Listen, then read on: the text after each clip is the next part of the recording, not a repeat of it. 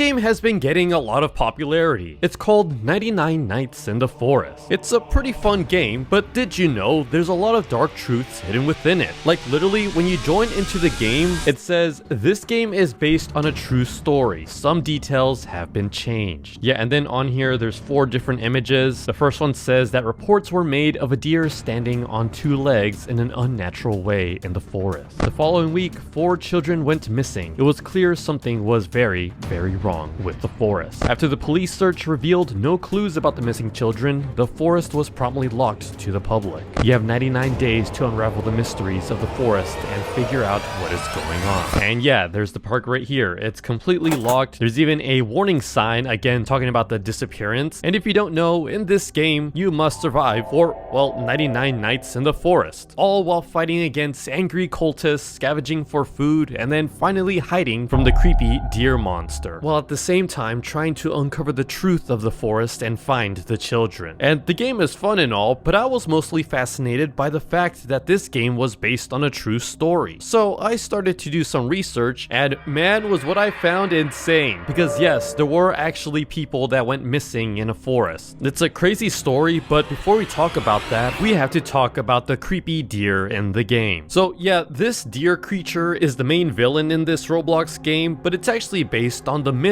of the Wendigo. Now, if you don't know what a Wendigo is, it's pretty much a half deer, half humanoid creature. A lot of people also believe that this creature can possess other human beings, and many people believe to actually have seen sightings of this creature. Everyone who said they've seen it define it as a large beast standing on its hind legs. Yeah, a lot of people to this day still believe that the Wendigo exists, but even back then, there were certain indigenous groups in North America. To a lot of them, the Wendigo wasn't just a monster, it was a spiritual idea of a person that would be consumed towards greed, cannibalism, and a loss of humanity. This creature symbolizes what happens when a person becomes consumed by hunger or selfishness. Which, yeah, we're also going to talk about the cultists in this game because they too have their dark secrets. Yeah, in some traditions, people believe that Wendigos were actually created from humans that resorted to cannibalism to survive. Which, yeah, leads us to the other villains in this game, the cultists. So the cultists are the only hostile human NPCs in the game. They typically attack the player every 3 nights, and what you'll also notice about them is that all of them are actually wearing deer antlers, which, yeah, pretty much links to them worshipping the deer creature in this game. But there's more than just that. See, they're not just worshipping the Wendigo in this game. No, they're going through what's called a Wendigo psychosis, which is when a person begins to crave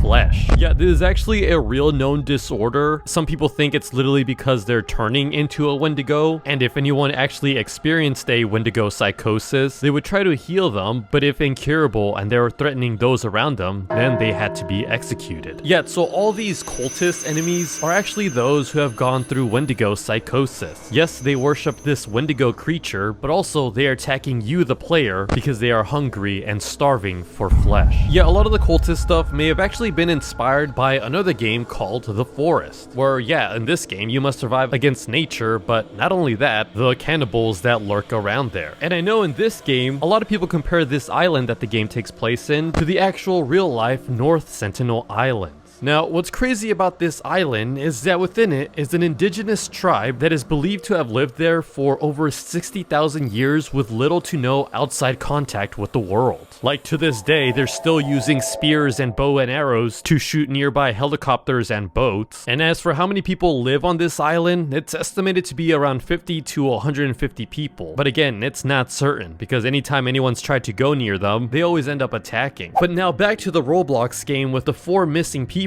Is this actually based on a real story? Well, yes. So the story goes, on June 9th of 2023, there is a plane carrying 7 people, including a woman and her 4 children. Unfortunately though, shortly after its departure, the plane would crash, and the only ones that survived were the 4 children, all left alone in the Amazon rainforest. Yet the ages of all 4 children were 13, 9, 4, and an 11-month-old toddler. They all had to survive in the jungle for nearly 40 days. Yeah, it says here in the article that the children would move locations every few days, hiding in tree trunks to get out of the rain. Once there was a poisonous snake that the children had to fight off. Meanwhile, shortly after the plane crash was discovered, that's when the military started Operation Hope, with the objective to find the children that were lost in this giant Amazon forest. And thankfully, after 40 days, all 4 children were rescued. Yet what I found interesting is that while they were in the hospital, one of the children drew a picture of a dog sitting under a tree next to a river. This is actually based on a dog that the children all found, and it actually stayed with them for several days before vanishing into the jungle again. This article says that the children felt like it was protecting them from the dangers of the Amazon rainforest. And actually, when the military saw this picture, to them, it looked like Wilson, a missing search and rescue dog. So this dog, in the last few days of their survival in the forest, was actually protecting them. I mean, there are some theories that the children could have imagined the dog, saying that malnourishment and fatigue can play tricks on the mind. But yeah, thankfully, all the children were safe, which is similarly the goal that you're supposed to do in 99 Nights in the Forest, where yeah, one by one you find each children and rescue them, all while trying to survive from the dark terrors of the forest. So yeah, this game does have a lot of elements of real life. There's the 4 missing people in the forest, the whole operation of trying to rescue them, but then there's a supernatural deer creature, as well as all the cultists, which didn't actually exist in the real life story, but they're still somewhat based on real life situations, cultures, or traditions. So we know what 99 Days in the Forest is based on, but what is the actual lore of this game? Well, the story starts with hearing about the 4 kids who went missing, probably because of the deer creature, but your mission is to go and recover the 4 kids. And upon setting up camp, you notice a strange deer. This deer is just standing on its hind legs, watching and waiting for you. But this deer is not alone, because it actually has followers known as cultists. Now, throughout the nights, you have to survive the deer and the cultists while also trying to find the kids. One by one, you'll be able to rescue them from an underground facility. The first kid is guarded by wolves, the second is guarded by alpha wolves, the third kid is guarded by bears, and the fourth one is guarded by alpha bears. Now, upon rescuing the children, you pretty much won the game, but that doesn't actually tell us anything about where these cultists and where this Wendigo creature came from. Is it actually a Wendigo? Well, no. See, there's a place where the cultists can actually spawn in, and you'll notice it looks like a research lab, but it's just completely broken. Upon further investigation, you'll notice a table with straps on it. This implies that there were some scientists doing some experimentations here, possibly experimenting on the deer itself. This would then make the deer grow tall and stand on its hind legs, mutating as to what we now think is this Wendigo monster. Because of this mutation, it managed to break out of the lab and wreak havoc, killing many of the scientists. But some of these scientists actually started to worship the deer, making cult sites for it, and the deer actually lets them live. But what does the deer actually want? Why does it keep trying to attack the player? Well, I think it actually just wants you gone. Because of the scientists and the cruelties that they did, the deer no longer trusts humans, only its members who devoted their lives to it. It's why there's no final boss with the deer. In reality, it just wants you gone from this place. Now, as to what it actually wanted from the children, well, similarly to what the scientists were doing with the deer, I feel like the deer began to do its own experiments, having children being raised in the wild by animals. Which, yeah, in real life, there actually has been real stories about this. This, in the way, is the deer's revenge against humanity, doing what the scientists did to the deer at one point.